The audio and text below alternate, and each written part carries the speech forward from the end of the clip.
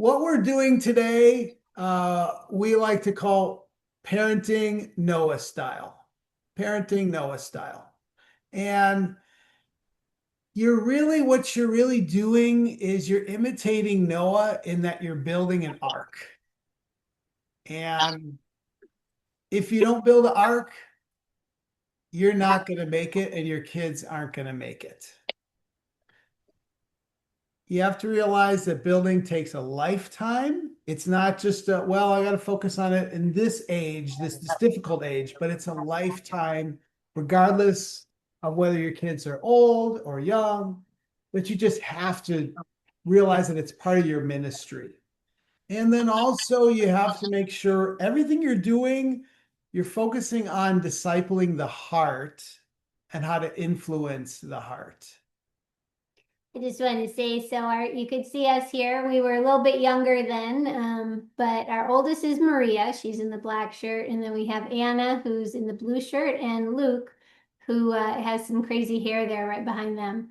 But yeah, those are our kids. Right now, they're all grown. Maria's 34, Luke is 24, and Anna is about to be 20. So they all made it to adulthood, and prayerfully yours will too. There were days where I wondered if they'd make it, but we've arrived. Amen. And they're genuinely our friends now, which is a pleasure to be able to say. Yeah. So Genesis 6, verse 5, we'll read from 5 to 9. The Lord saw how great man's wickedness on the earth had become, and that every inclination of the thoughts of his heart were only evil all the time.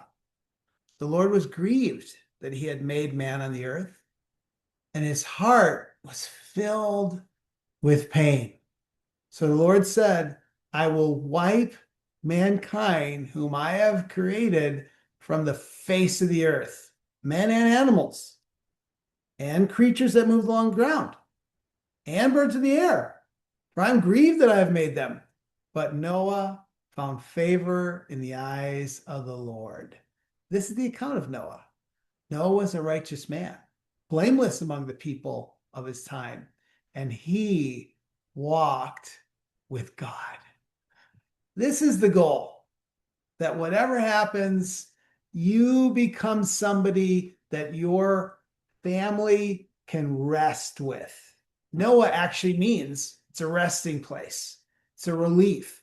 If your parenting is not restful, if your kids don't feel like they can come to you and find rest from the darkness of the world, you've got to become that place where your kids are going to find that and direct your kids to God. And I found for myself, I had to apologize a lot for the times that I wasn't that. So it does start with a level of humility. If that hasn't been something that you can, be confident in, just be humble and apologize to your kids. I was often shocked at how often and how many times a day I had to apologize. Yeah. Yeah, and it's when you're humble and apologetic about your mistakes, the things you did wrong, it's not pleasant, it's not comfortable, but God sees it, and your kids remember that stuff. I remember apologizing to my son for something that was just a horrible mistake that I made, just a dull thing that I didn't see for years. And like it makes a difference in their heart. They're drawn to humility. They really, really are. I think too, it teaches them a resilience that you can make mistakes, you can apologize, and then you can go on with your life. And I think resilience is one of the biggest things. If you can teach that to your kids, it just serves them in all walks of life. Yeah. You know, what you have to realize too is that it's Noah's behavior that saved his family. And it preserved the future of humanity. And of course, it influences our history now and forevermore. In verse 9 there, in the Young's literal translation, it says, with God hath Noah walked habitually. So it was Noah's consistency in his closeness with God that impacted his family. And you got to ask yourself, can my kids see that? Can they see if they, drop in unannounced, if they're older or if they're wake up earlier than usual, will they see you having your quiet time?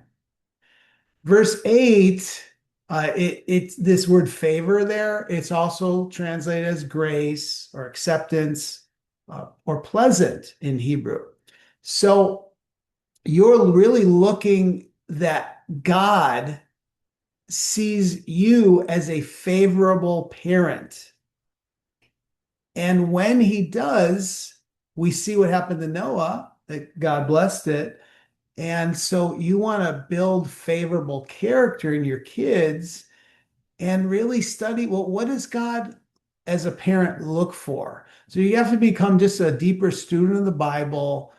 Your Bible study as a parent must be more intense, not less. That's a big thing that we were single when we got converted, and we had to take it much deeper as parents because we're not just leading our own walk, but we're leading theirs in their youth. The other thing you want to do is create your home as a safe place where they just look fondly. They want to come. They want to be part of it. They're not stuck in the room doing, weird things on if you allow them to have electronics, which we don't recommend until they're in their teen years and they're reliable with these things. Um, and you want to have these quality times. Here you see we built like a fort with them with boxes. I can't tell you how many boxes we've used to build forts. It was probably I could probably get a job building forts out of boxes. I did it so many times. Um, and learning how to teach them how to work together and also look at your calendar. This is a big kind of like a practical. Just think about your calendar for the next 5 days. Is there time that you have scheduled that for sure quality time is going to happen with your kids? If not, you're not realizing that one of your main ministries, you're the main responsibility for, of all the other people that you think you're responsible for, one of your main responsibilities is your kids. So that means your calendar must include great time with your kids. I just wanted to say with the picture you see here with the box fort, like we really did a lot of stuff like that with our kids. On a day like today, a rainy day, it's a perfect time. The temptation can be to just turn on the TV and oh, it's a day to just watch movies all day. But really like the building forts and stuff like that, it came about because we weren't afraid to let our kids be bored sometimes. Like that's when the creativity really happens. And that's when you engage with them. We didn't just have them build the forts by themselves, but we did it with them. And I think that was key. It really helped them to learn to be creative and literally think outside the box. I think our kids have all done very well academically. But I have to say, sure, they're smart, but I think it's really because we fostered a creativity because we allowed them to be bored. We let them play with blocks, just they weren't plugged into media much at all. And if they were, I always put a time limit on it. And I was big on censorship. Like I didn't like some of the shows. I thought Caillou had a bad attitude. We didn't watch Caillou. I thought Teletubbies were stupid. We didn't watch Teletubbies. So don't be afraid to just censor what you allow in your house. Amen. Amen. Hebrews 11, verse 7 really sets the tone for what Denise is talking about. It says, by faith, when warned about things not yet seen, in holy fear, built an ark to save his family. By his faith, he condemned the world and became heir of the righteousness that comes by faith. He was not a friend to the world. I know I was a single parent for years and I love the world. And for those first few years of my oldest daughter's life, I did not condemn the world. Um, I did not do practices that were like, hey, we are set apart. It was not like that. So you have to look at your household. And is there things that your kids just love in the world that they can't do without? Then you're probably doing stuff that's not like Noah. And by faith, it's what you believe that really shows this. By faith, we have family devotionals. We pulled in all kinds of people. We had our Bible talk to it, our house church. We did all kinds of stuff. I think we're reenacting probably something from Judges. This is years ago. This is uh, years ago we did this, but we had epic devotionals. And every week you're not going to have an epic devotional, but you want to have weekly family devotionals. These actions show what you really believe. Maybe you really believe that you can go baptize those people that you just meet on campus or at work, but do you really believe that a lifestyle with you will convert your kids? It also talks about in that passage is that he was warned about things not yet seen. And so God warns us throughout the Bible in our quiet times. So we've got to connect with people that can connect with our kids. They may not think we're cool all the time, but what's great about the kingdom is they have other people that they can relate to. So you vet them, you invest in them, and help them. It's still your responsibility, but you help work through them to also have them mentor your kids. Here you see three of the folks in this photo mentored our kids, and we're just huge at it. Yeah, I think for the women, it's a great opportunity to practice hospitality. I'll be honest, I was always feeding some campus students. We just always had people at our house. I was always feeding them, and that was great. It was great for them. They needed food, they needed fellowship, they needed advice from us, but we also needed their help with our kids. What Joe said is huge. Like, there's just going to be times when as even if you have a great relationship with your kids, they're not going to want to talk to you about certain things, but they'll talk to a young campus student about it. And that was just, yeah, that was huge in our kids' lives. Yeah. Light. Yeah, I don't have my thing on though. So the other big thing is it's in holy fear he built an ark. So you have to understand that you're not just doing this out of your love for God and God's awesome and he'll make everything okay for everybody. There's also a fear motivation. There's a reverence. Hey, I don't want to mess up this responsibility that you've given me because we're in a dark world and I've got to build something for God. So, one of the reasons we started the old movement when we moved from the ICOC to the ICC, this is actually a photo of the original mission team for Chicago back in 2006. And it was out of fear of what would happen if we didn't do this. Think of what will happen if you let the internet raise your kids. Think of what's going to happen if you let TikTok raise your kids. Cartoons. I think too, you have to think about who will they grow up and marry. If we don't have a kingdom, if we don't plant churches, where are they going to find wives and husbands? Yeah. Like that's an actual thing. Yeah. So what this literally means is that Noah, he was moved with fear. So you've got to set aside your worldly dreams and build a kingdom dream that helps build a ministry that can include your kids. We became campus ministers. I was in my 50s when we did this. And this was the state of UCR when we handed it off to the Pattersons just a year and a half or two ago.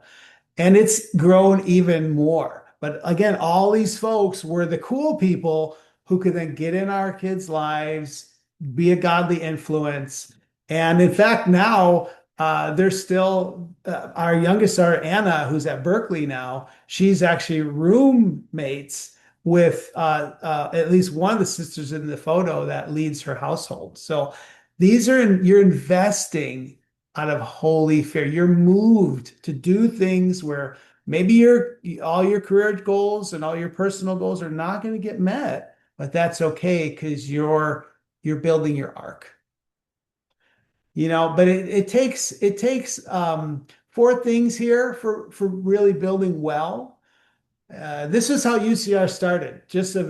Most of these people weren't students, but we just we just have to do this to save our family, to save our daughter and provide hope for all these youth.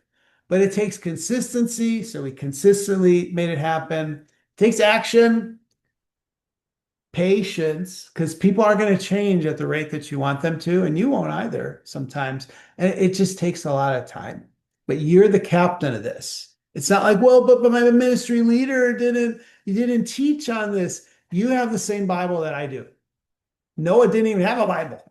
I don't know what he had, but you captain this.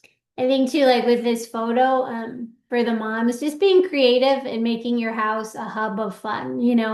All these little Easter eggs you see had confetti in them, and we broke them in our living room, and the kids had a great time, and I've been cleaning up confetti ever since. So, it's having a lighthearted spirit and making memories and really pulling in other people's kids so that your kids can thrive too. What goes around comes around, and your labor in the Lord is not in vain. So Yeah. even if it means you're cleaning up confetti from years to come, you know what? You'll smile as you do it, and it just makes some great memories. Yeah. But you're not simply like, oh, your disciple, cool. Here's my kid. It's more of you're in their life. Yeah. You have them over for dinner. You confirm that they are a trustworthy person. And then you monitor how it's going as you have them have times with your kids. That's a huge thing. And again, the goal is to save your family. He built to save his family. So you got to create an excitement about faith. Here's our young son, Luke, at the time. Now he's in law school at Berkeley, and him and Anna hang out. So he runs into the, our daughter and him.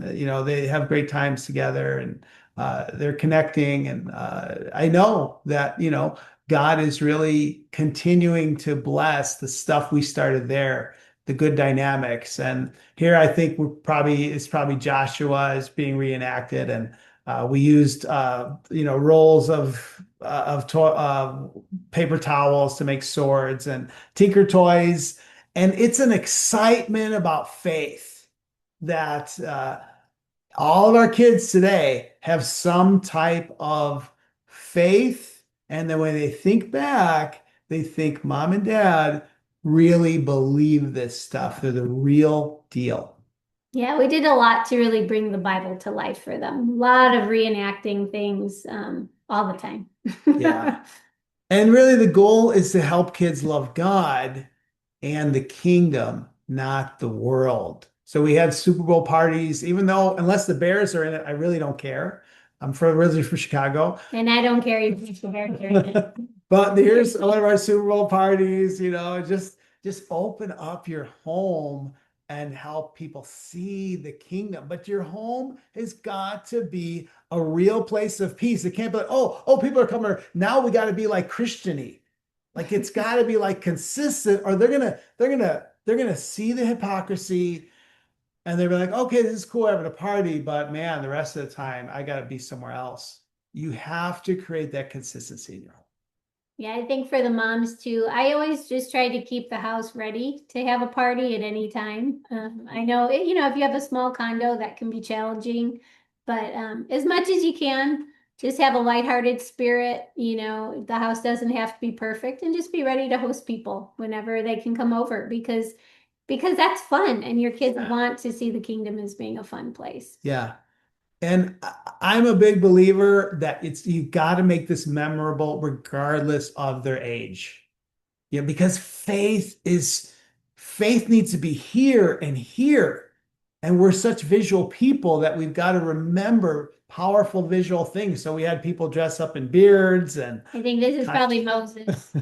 yeah, yeah. And you realize that you're an heir and you want your kids to be heirs of the righteousness that comes by faith. So you're helping them inherit the kingdom as they become disciples. So it's got to be mentally tangible as possible. Something too that we did was if disciples happened to be hanging at our house when the kids were going to bed, like, and our kids did go to bed at like 8 o'clock, 8:30. I mean, we had bedtime. They weren't up just because people were over.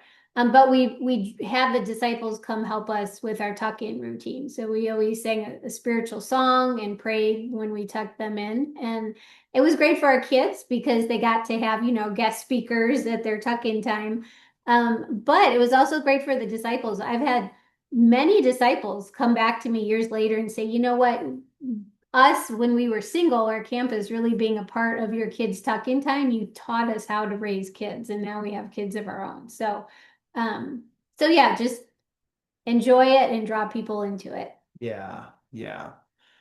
And the key with Noah is he stayed influential throughout his life, and his kids listened. This ark wasn't built in an afternoon, so they had to get involved. They had to believe what he believed, and to do this in today's world, it takes a lot of advice. You need to have, with many advisors, victory is sure. So you want to talk to other disciples who are being successful, faithfully raising kids. As they age, though, it is more about influence, where, if they're in their mid to later teens, it's not do this, do this, do this. It's more through influence and inspiration. Now, influence and inspiration is also in their younger years, but in their later teens, now you're thinking about what will influence them. So, for example, I had to really change a lot of my tactics as they were aging into these years where there was, a more tendency to think independently, be rebellious. And I had to get a lot of advice, and it took years of retraining my own self. I think too, like having great conversations with them, and they have to feel that you're approachable to be able to talk about different ideas. So, when I was in college, I did a minor in philosophy. Like even though you're a disciple, it's being open to talk with them and really engage about what they're learning in school. Different, they're learning all sorts of things in school. And if they don't feel like they can come home and talk to you about it because, mom and dad just have a very strict world view, now you're not going to compromise your convictions, but you do want to be able to be approachable so that they feel they can have a genuine dialogue with you about those things. So yeah. The other thing we did a lot of is serving the poor with our kids. yeah, that was huge. This helps them see the heart of God. You read this in the Bible. They did both. Jesus was a hard-charging minister, forceful advancement, and serving the poor. It wasn't one or the other. And this is what every disciple needs to be. It builds their character. It helps them have compassion, see the bigger picture of the world. And you're just helping your kids get involved in the mission of God where appropriate. I think too, as they become teenagers, the tendency can be to want to pull away from, the church or, the specific doctrine that you may have raised them with. But, even if they get more kind of rebellious towards those ideas, they can't deny the beauty of serving the poor. It's something that it's like it's a human nature thing. It's like, okay, even if you don't have our exact same thoughts on the Bible and stuff like that, let's go out and help people. And it's something that can really be a connecting point even when they're not not on the same page as you. Yeah, that's great. That's great. And of course, you want to make sure you worship together, make it thrilling. Bible talk should be very exciting. You cannot have if you're leading the Bible talk, you cannot have boring Bible talks. And if you have a boring Bible talk leader, work behind the scenes, work with your evangelists and shepherds to help them understand how to make thrilling memories in your groups, in your small groups. Of course, you're going to commemorate the victories and keep winning over mentors for your kids. Like I said earlier, one of the folks in this pyramid is now our daughter's household leader at Berkeley. Another one is in this pyramid is somebody that our daughter helped to convert. And some of these folks I've discipled. This is our life. This isn't like a side thing that we do. You got to be fully invested. And this will help your kids see the kingdom and want what we have, what God's given us. And this was an actual Bible talk that we did. We did actually build the pyramid at a outdoor cafe. Yeah. It was epic. People still talk about it. Yeah, it was a very fruitful quarter in our. It was actually a very fruitful quarter. We had a lot of people get restored and baptized in this period. Also you want to teach your kids to be resilient, and that also includes having resilient fun. So we played some long games, and we encouraged our disciples to come over and play games with us. And they were spiritual games. This is a game called Redemption. I was indignant that at the time, this other card game called Magic the Gathering, which was all about witchcraft, was being very popular. There was one day I saw at church, after church, the kids, done with Kids Kingdom, they're all playing Magic the Gathering, which I understand it's not real witchcraft, but it certainly is enticing. So my conviction was, is there anything that's similar to this that's actually spiritual? And sure enough, there's a game called Redemption that's a long card collectible playing game. And I had to learn it. I had to become an expert at it and teach it to my kids. They loved it. We would play for hours and hours and had tournaments, and it was just epic. But it took me to be resilient, and also realizing that people will change. Some people will move, some people will fall away. So we have to teach our kids to also that their world does not rest on this one person being in their life. It rests on God. Yeah. And their relationship with God. And you just keep giving your heart and help them to keep giving their heart as the cast of people that God put you in your life changes. So the other thing is helping them understand that serving, whether it be serving the poor, as we were doing here for the elderly here with disabilities, people with disabilities, it's part of school. And so you have to be very intentional in what you teach your kids and debrief them often. If they're in public schools and they come home, there should be a debriefing time. If they're with if they were with people in the world for whatever reason, you want to talk about things. What happened? What you guys do? You feel great about everything. You're teaching your kids and you're building convictions in that way. I think too, especially, for the moms, I was always tried to become very good friends with the moms that my kids were of my kids' friends. Anybody can come over to my house, but I did not send my kids over to just anybody's house. Yeah, I had to know the mom. Often I was there too, because honestly, I need friends, so let's have a play date and let's all get together. Moms will have coffee and the kids can play, so I do think we need to just be very, very mindful about, just not being like, oh yeah, go over to the neighbor's house. Just hang with your kids, stay with your kids, and become friends with the moms, because you can share your faith with those people too. And you as a mom, you really need friendships. I can't stress that enough. Yeah. And this is how we got converted. People that our daughter went to school with, like grade school, we became friends with. We didn't know that they were fishing for us, but that's what they were doing. They were becoming friends with the people that their kids were friends with in school. So we didn't realize we were coming to a church Christmas party when we went to their house for a Christmas party where most everybody else was a Christian, a disciple. But we loved it and it won us over. And this happened to me actually as a single dad. So I didn't realize that I was being converted at the time, that they were working on me all this time, but it was through him, a incredible brother named Jay and Barb Shelbrack, really helping us. And this is what they were doing, becoming friends with people who were friends with their kids. We saw a difference in their kids. We saw that their home was Yeah. a peaceful place, which Oh, was yeah. foreign to us. And we saw that their kids actually obeyed them and were happy. Like their kids were happy, obedient kids. And we knew that we didn't know how to teach that to our kids at the time. So it was just yeah, sometimes you inviting people into your life and just by way of you being a disciple of Jesus, you have something to offer that you might not even realize. But it's something very precious.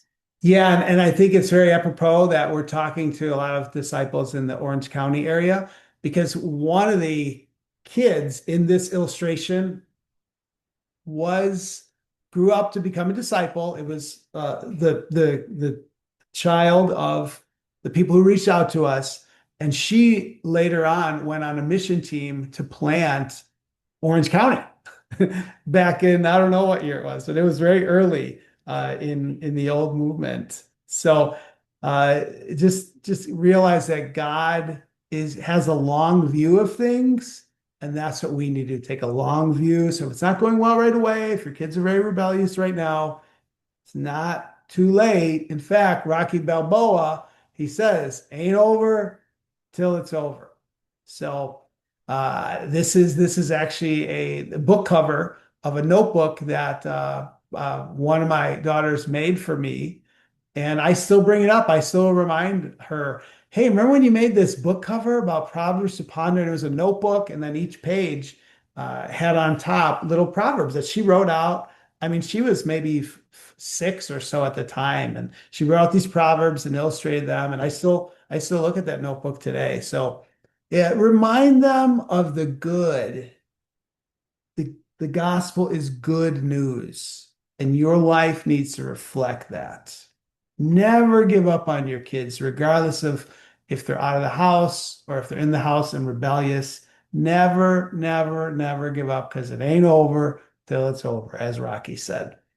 The other thing you want to do is making the most of every opportunity. Colossians 4, verse 5, it says, "Be wise in the way you act towards outsiders.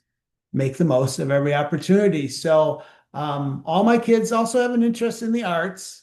And I actually built a online gallery where it's like a 3D immersive world where you can walk through and see different spiritual artworks. And I created this gallery as a metaverse. My son and I worked on a metaverse project. We're walking through gallery and putting up artworks, and a lot of them are very spiritual, about teachings about Jesus. And so we would go and like our virtual little avatars would walk through, and when they were younger, and we just want to make the gospel attractive in any way we can.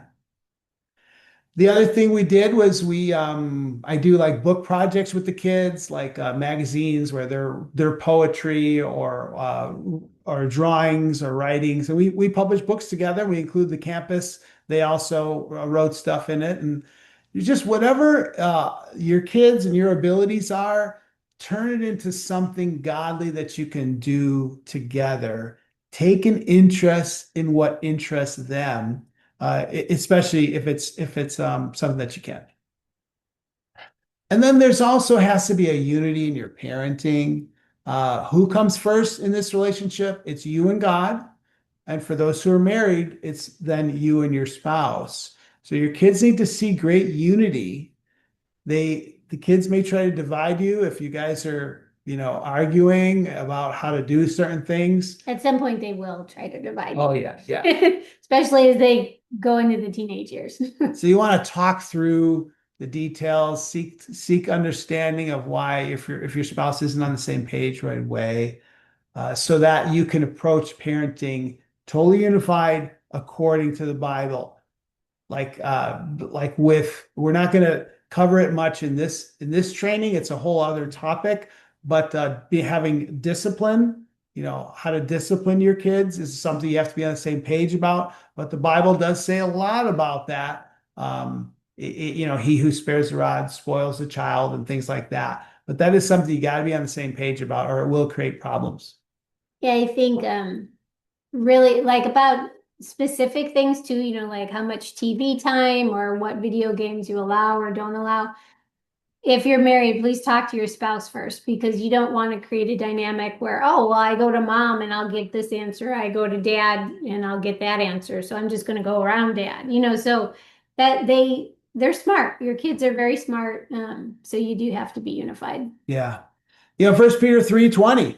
In the days of Noah, only a few people, 8 in all, were saved through water. You have to create an environment where your kids understand that being your son or daughter is very special. It's just only Noah's kids made it. Only Noah's kids. That's got to feel special. There's in some ways you will be like a superhero to your kids if you're doing this the scriptural way. And that'll create grateful kids through one-on-one time. Here's a time where I took my youngest daughter to the neon. It's like a museum of neon art, it's in Glendale. We had a great time. Daddy-daughter dates. You want to have those special times. And when you harmonize these principles, these are the main points of what we talked about today. If you can remember two things, it's these two things. You want to enjoy the parenting adventure. You want to fear God, since your parenting is accountable to Him. If you take away these things and put them on your heart, then all these practicals that we've covered are really going to have an incredible impact in the rest of all your days and then the rest of all your kids' days. And they too can have a holy fear and build an ark that will save them and their families too. And think about this with when we cover Hebrews 11:7, and you're going to insert your name in here. So by faith, we know that it's Noah, but now by faith, Daniela, or by faith, Nate, when warned about things not yet seen, in holy fear, built an ark to save his family.